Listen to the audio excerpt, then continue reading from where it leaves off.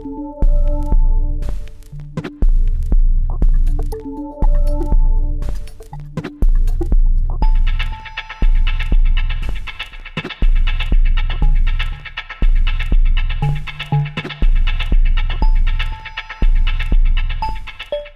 focus on return path data or set-top box data.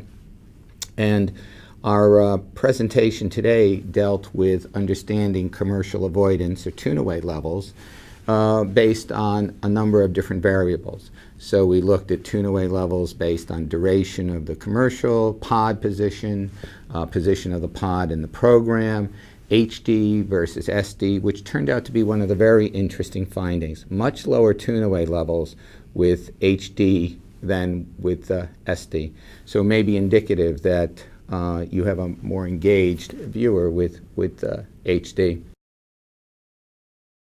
We found that you get higher, the longer the commercial, the higher the tune-away.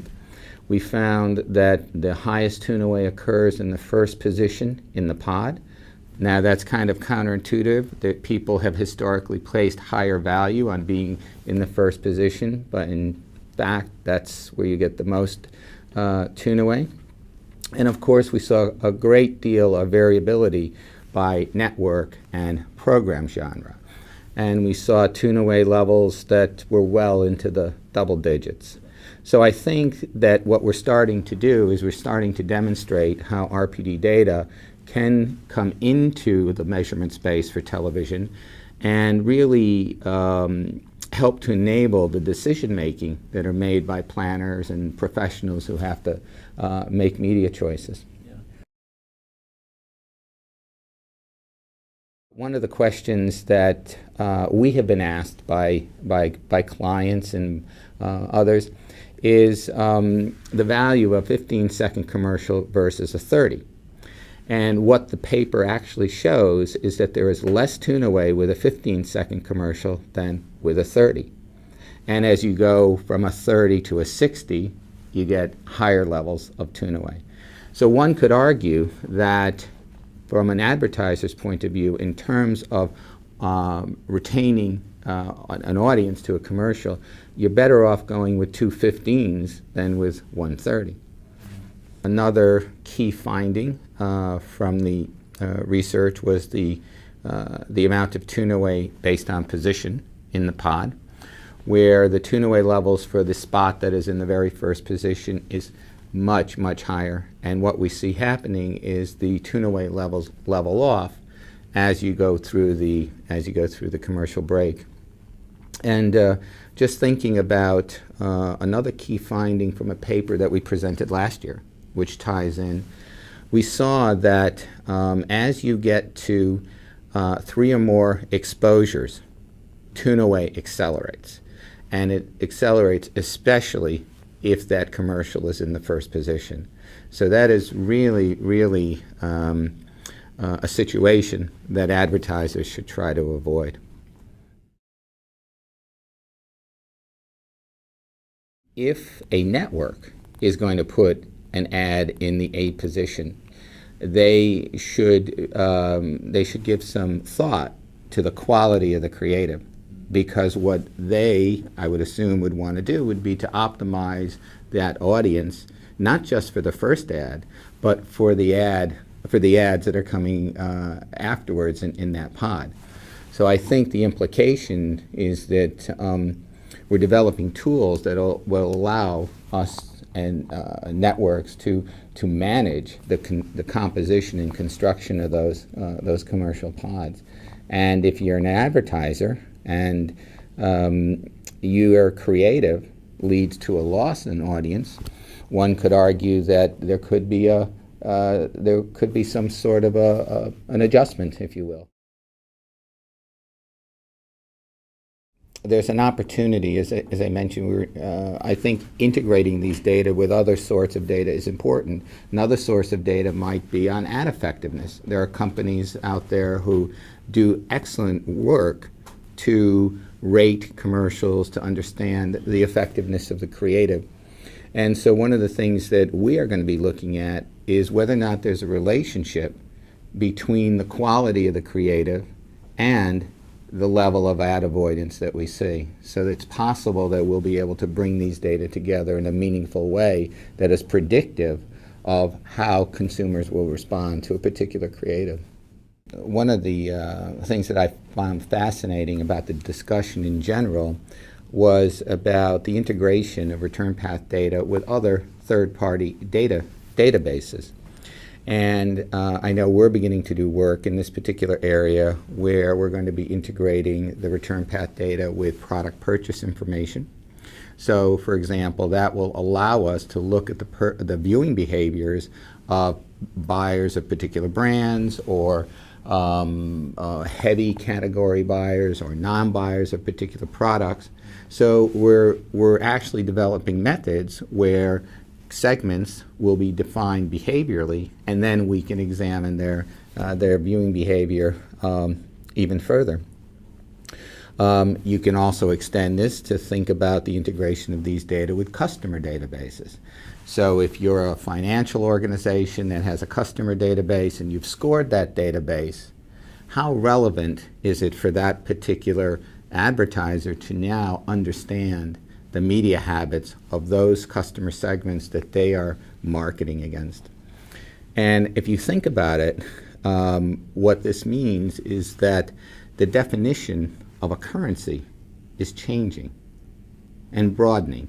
We've had age, sex, demographics used as a surrogate for product interest and service interest because it was the best thing that we have available. We are now developing databases and technologies that will allow us to become much more relevant in terms of measuring customer segments for particular advertisers.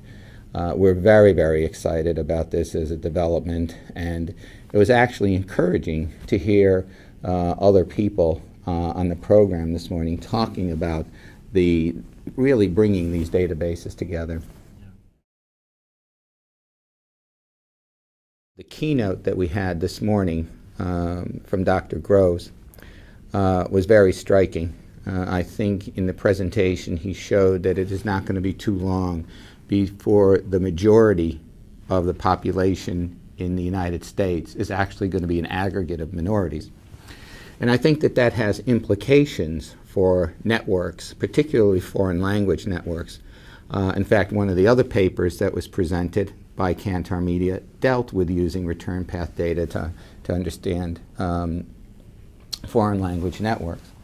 But if you think about the trends that Dr. Grove presented, it would indicate that there's going to be more fragmentation, there's going to be more emphasis on foreign language, and it again points to a role that return path data can play in the future of audience measurement. I was quite struck by how dramatic the population had changed, where he overlaid the map of the U.S. and showed over, I believe it was from 1980 through 2010, how dramatically the population had changed. One of the beauties about the data is, rather than asking a respondent to self-report their ethnicity, we can actually define it behaviorally. So obviously a household that spends the majority of their time watching a foreign language network is probably Hispanic or Asian or Armenian. And we don't have to rely on someone's perception of what their ethnicity is. One of the other elements of the program this morning that I found to be particularly interesting was really the session on the role of the various industry groups, the CRE, the SIM group, and then the role of the MRC. I think that for return path data, it is important that we begin to define standards, and we move towards more common definitions so that we'll get greater utility.